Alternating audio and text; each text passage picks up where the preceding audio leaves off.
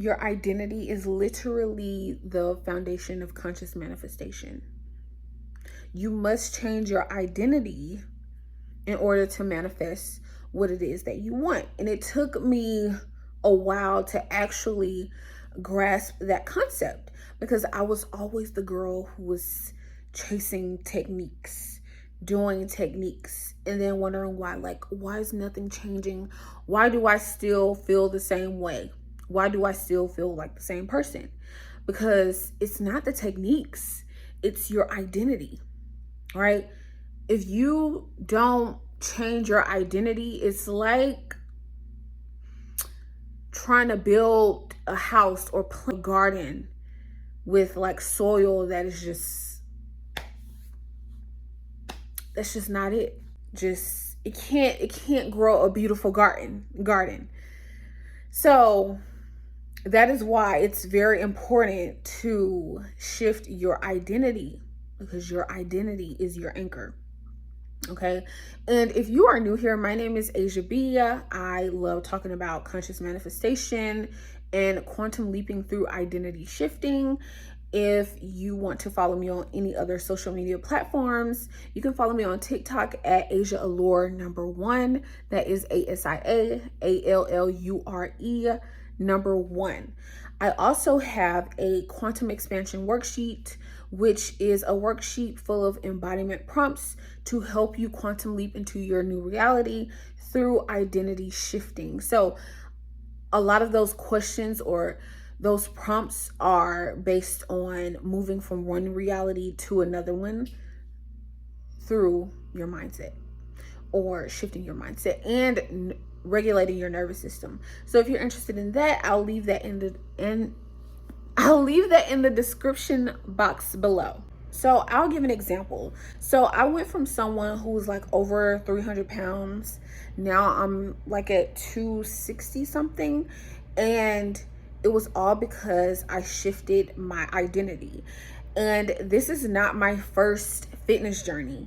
This is actually my first fitness journey where I am consciously manifesting my desired body, okay? And I'm doing it from a space of ease and not forcing it. So it's often gonna feel like your techniques or your manifestations are often gonna feel forced and like struggle when you have not shifted your identity. So my first fitness journey back, it was like almost 10 years ago, back when I was like 19.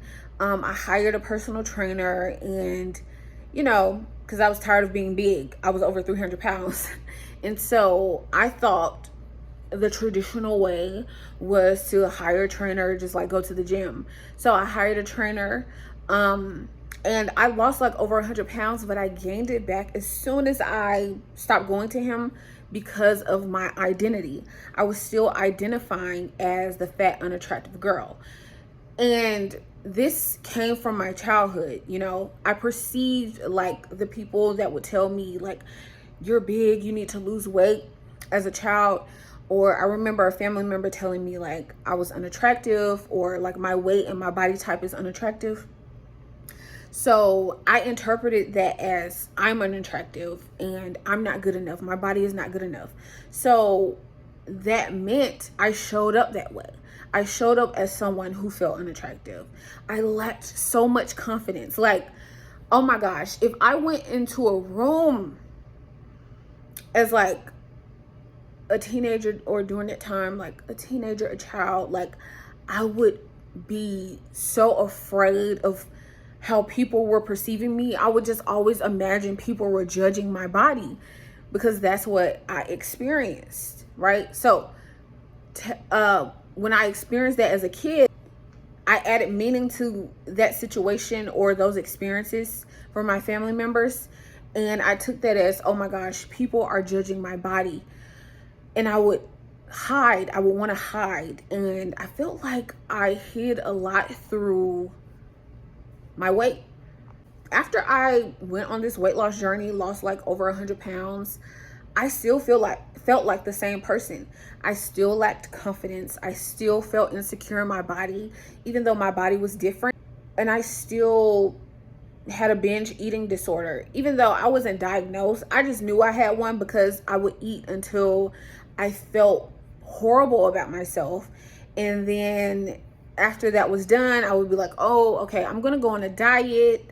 And then when the diet didn't work, or when I would fail at that diet, I would revert back to eating, feeling sorry for myself, and then saying like, okay, I'm gonna diet tomorrow. It was just like a cycle. So I ended up gaining all of that weight back. And I had to like go through seeing myself again, like, oh my gosh, I don't like the way I look. I don't like the way I feel in my body. So I told myself, like, I want to lose weight, but I want it to be easy. I want my fitness journey to feel fun. And so instead of like trying to force my weight loss journey or force weight loss, I pretty much just told myself, okay, I shifted my identity. Okay, I'm the woman who is lean. What is one of my identities? I am lean and fit and lean. I have the endurance and strength of an athlete. Like, those are my identities now. And because of that, I naturally show up and take care of myself and my body. I feel good now, since I've, of course, worked on my self-concept, because it's not just like, oh, you need to work on your identity with your body. You also need to work on your confidence and feeling fearless and feeling good and feeling like I can show up in social interactions and still feel good about myself. Because my old self, she often compared herself, didn't feel good in social interactions. And now that I've shifted my identity, I've mastered doing 30 minutes on the Stairmaster. Okay?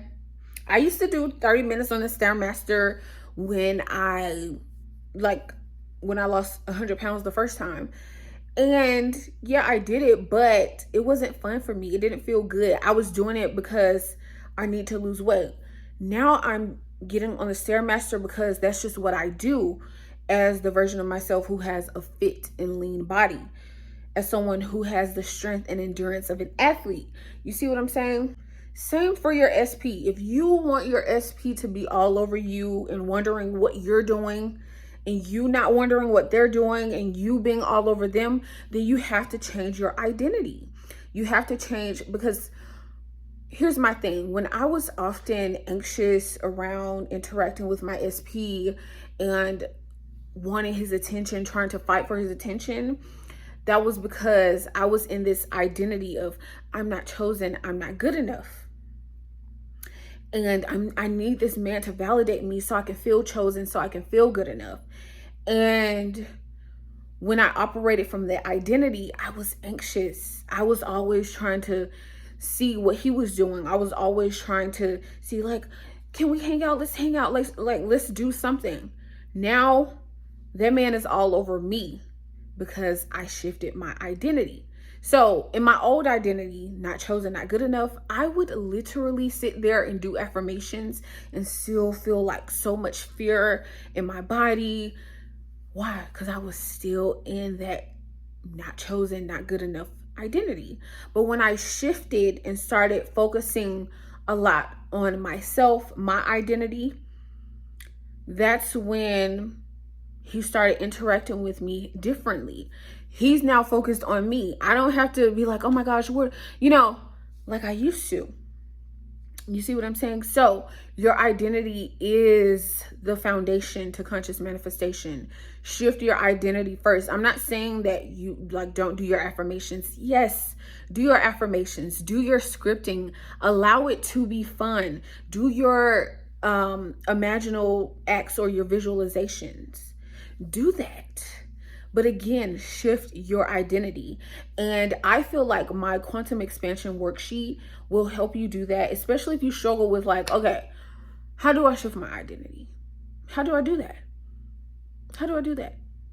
That's why I created the quantum expansion worksheet, so that it's basically a list of questions to help you shift from your old identity to your new one. Okay. So yes, your identity is your anchor. Make sure you shift your identity first before trying to manifest anything else. that is it for today. That's my dog Wooter. She's a Shih Tzu. She's a girl and I love her so much. That's my girl. Okay, you guys. I'll see you guys in the next video. Bye.